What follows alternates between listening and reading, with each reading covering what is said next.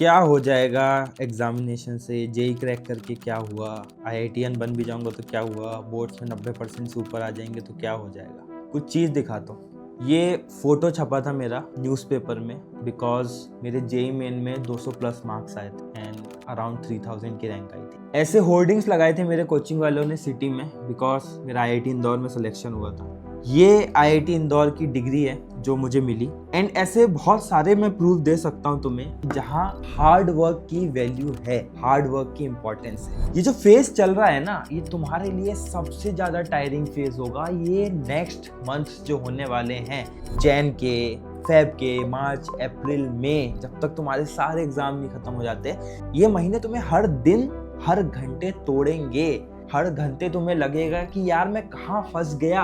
हर पल तुम्हारे पास एग्जाम्पल्स होंगे तुम्हारे दोस्तों के जो मस्ती कर रहे हैं, बीजीएमआई खेल रहे हैं, जो पढ़ाई को छोड़ के लाइफ को एंजॉय कर रहे हैं, कोई स्कूटियां घुमा रहे हैं। अब तो इस एज में लोग गेड़ियां मारने लग गए कार में एंड तुम तुम्हारे रूम में बैठ के पढ़ रहे हो। लेकिन तुम्हें एक फैक्ट बता देता हूँ, ये सब करने वाले लोग मेरी कोचिंग के टाइम पे भी थे, मेरी प्रिपरेशन के टाइम पे भी थे एंड अब वो स्ट्रगल कर रहे हैं। जब मैं अर्न कर रहा हूँ उस एज में वो अभी भी पढ़ाई कर रहे हैं। वो अभी भी एग्जामिनेशन की तैयारी कर रहे हैं। कोई गवर्नमेंट एग्जामिनेशन की तैयारी कर रहा है, कोई यूपीएससी में घुसा है, किसी को सच्ची में जॉब नहीं मिल रही है, वो दर दर भटक रहा है, अलग अलग जॉब कर रहा है। एंड यहाँ पे मैं अब तक मेरी लाइफ में 50 लोगों को कम से कम सैलरी पे एम्प्लॉय कर चुका हूँ। ये अंतर है पढ़ाई का, ये अंतर है हार्डवर्क का जो तुम्हें समझना पड़ेगा। मुझे पता है कि तुम में से बहुत बच्चे अपने आप को लूजर समझते हैं, राइट, या एवरेज समझते हैं। अभी जाके कमेंट बॉक्स में लिखो I am not a loser या फिर I am not an average person. ये तुम्हें कन्विक्शन देगा कि तुम लूजर नहीं हो, तुम एवरेज से ऊपर हो। और इस वीडियो के एंड तक ये जो मैं तुमसे लिखवा रहा हूँ, तुम सीना ठोक के इस बात पे बिलीव भी कर लोगे। आई अंडरस्टैंड कि तुम 15, 16, 17, 18 साल के ही हो। आई अंडरस्टैंड कि पढ़ाई बुरी लगती है, बोरिंग लगती है। मुझे भी बहुत बुरी लगती थी, मुझे भी नहीं पसंद था पढ़ना। रिएक्शंस लिख रहा हूँ, पन्ने भरे जा रहा हूँ, कॉपियां भरे जा रहा हूँ। ब्लैक कलर का वो रफ रजिस्टर लेता था, 5 दिन में खत्म हो जाता था, इतना मोटा रजिस्टर। इतना ज्यादा मैं लिखता था, क्लासमेट वाली नोटबुक पे खर्चा करना ही नहीं चाहता था, वरना मेरे हजारों रुपए खर्च हो जाते। मैं दिन में इतना सॉल्व करता था, 100 150 पेजेस में लिख देता था। एंड लिटरली कभी कभार यही सर्दियों के दिन थे जब मैं वो रात में 4-5 बजे तक पढ़ता था, हाथ ठिठुरते थे, सॉक्स पहन के पढ़ता था। बेड पे ना पढ़ने की ठान रखी थी बिकॉज अगर बेड पे पढ़ूंगा तो नींद आएगी। मुझे पता था कि यही वो लास्ट दिन है। एंड एक चीज मुझे और पता थी कि कहीं मेरा लक साथ नहीं दिया तो मैं उस लक को कैसे ओवर पावर करूंगा। तो मैंने एक चीज अपने दिमाग में ठान ली कि यार 2 चीजें हैं मेरे पास, एक मेरा हार्ड वर्क, एक मेरा लक। अब इसका तो मुझे कुछ नहीं पता, ये अच्छा है, बुरा है, कैसा है, बट इसको इतना बड़ा कर दूंगा मैं, इतना बड़ा कर दूंगा, इतनी ज्यादा मेहनत करूंगा कि इसको ओवर पावर कर दूंगा। मतलब मेरे वर्स्ट डे में भी क्या मैं 99% लोगों से बेटर कर सकता हूँ। बस ये एक माइंड। अब तुम्हारे एग्जामिनेशंस आने वाले हैं, जेई पढ़ रहे हो तो जेई जैन अटेम्प्ट आने वाला है, बोर्ड्स के लिए पढ़ रहे हो तो बोर्ड्स आने वाले हैं। अब तुम्हें ये बात समझना होगा कि जितना जल्दी तुम लाइफ में हार्डवर्क कर लोगे, जितनी जल्दी तुम सेक्रीफाइसेस कर लोगे, उतनी जल्दी तुम्हें सक्सेस मिलेगी और लेटर लाइफ में तुम्हें सेक्रीफाइसेस या हार्डवर्क नहीं करना पड़ेंगे। एक बात ठान के रख लो कि बिना हार्डवर्क के कुछ नहीं मिलता। तुम्हारे पास एग्जांपल्स होंगे, तुम्हें लगता होगा वो सोशल मीडिया इन्फ्लुएंसर है, वो हार्डवर्क नहीं करता। वो बहुत हार्डवर्क करता है, वो घंटों कैमरे के साथ बैठे रहता है, ये लाइटें उसको चुभती हैं आंखों में, बट वो कंटेंट बना। अरे कुछ लोग तो पैदा ही रईस होते हैं, रईसों की दौलतें उड़ जाती हैं अगर वो मेहनत करके उसको मेंटेन नहीं करते हैं। धीरू भाई अंबानी के 2 बेटे थे, एक बेटे को आप सब जानते हो जो अभी रिचेस्ट है इंडिया में लगभग, एंड दूसरे बेटे ऑलमोस्ट बैंकरप्ट हो गए थे। अभी वो क्या कर रहे हैं आई डोंट नो, बट सोने की चम्मच लेने वाला बंदा भी अगर हार्डवर्क नहीं करता है, सही डिसीजंस नहीं लेता है और सही टाइम पे सही अपॉर्चुनिटीज को ग्रैब नहीं करता है तो वो कोलैप्स कर जाता है। अरे अंबानी के बच्चे बैंकरप्ट हो गए, तुम कौन हो? तुम क्यों हार्डवर्क से कतरा रहे हो? तुम्हें क्यों लग रहा है कि मेहनत करे बिना कुछ हो जाएगा?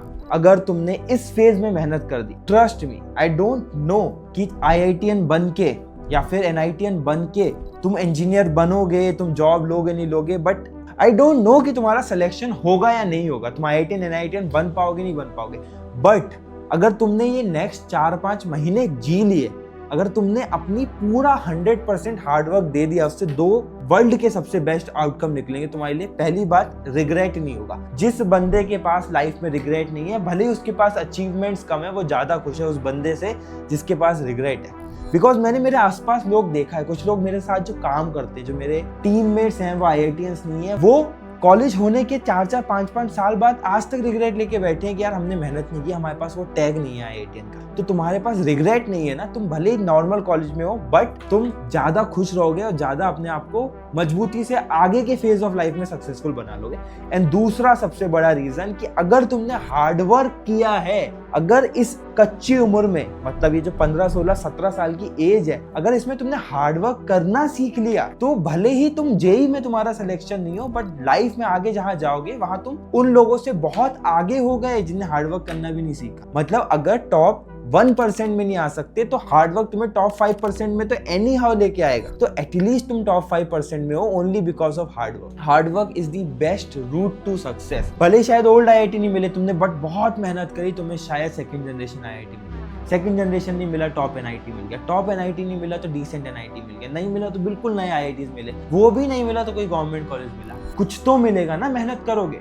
एंड आज मेहनत नहीं करो, मान लो कि भाई एंजॉय कर लो, एक काम करो, शाम को निकलो, स्कूटी घुमाओ, मोमो खाओ, क्या कर लो, पेरेंट्स के पैसे जाएंगे। मैं बहुत दावे से कह सकता हूँ कि तुम में से 10 में से एक बंदा ही होगा जिसके पेरेंट्स अफोर्ड कर पा रहे होंगे वो 15 लाख की फीस। तो वो फीस पेरेंट्स अफोर्ड करेंगे, तुम ऐसे कॉलेज में जाओगे जहाँ जाने का तुम्हारा कभी मन नहीं था। 4 साल खुद को कोसोगे, कभी वहां भी मेहनत नहीं करोगे क्योंकि इस समय भी मेहनत नहीं करी, तुम्हें पता चल गया कि भाई बिना मेहनत करे भी मुझे कहीं ना कहीं कॉलेज में तो मिल जाते।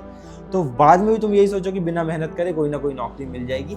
एंड मीडियोक्रिटी के लूप में फंस जाओगे एंड सिर्फ एक प्रोडक्ट बन के रह जाओगे, जैसे मैंने मेरी पिछली वीडियोस में भी बोला है। गाइस प्लीज प्लीज प्लीज मेरी इस रिक्वेस्ट को मान लो कि अपना 100% दो। 4 महीने तो हैं अभी तक, चलो ठीक है, सब बेकार दिया, सब मस्ती कर ली, कुछ कर ली, 4 महीने तो हैं। जनवरी, फरवरी, मार्च, अप्रैल एंड थोड़ा मई एंड थोड़ा जनवरी तो निकल ही गया। 4 महीने दे दो यार, छोड़ दो सबको, सारी सेक्रीफाइसेस छोड़ दो। मैं एक बात की गारंटी तुम्हें दे सकता हूँ कि तुम अभी जहां भी हो ना, उससे एटलीस्ट 10x बेटर हो। लास्ट में तुम्हें होप देने के लिए बहुत सिंपल सी कैलकुलेशन तुम्हें बताता हूँ कि तुम्हें अच्छा कॉलेज पाने के लिए 100% मार्क्स नहीं चाहिए मेरे भाई। मेरे मार्क्स आए थे अराउंड 35%, मुझे IIT इंदौर मिल गया, राइट। अगर जेई एडवांस की बात करें 50% मार्क्स में आते हो तो ओल्ड IIT मिल जाता है, जो लोगों का सपना है, राइट। अगर 20-25% भी लाते हो तो एंट्री मिल जाती है किसी भी IIT में। वहीं जेई मेन की अगर बात करोगे, जेई मेन में अगर 50% मार्क्स ले आए, 150 मार्क्स ले आए तो 97% आ जाती है।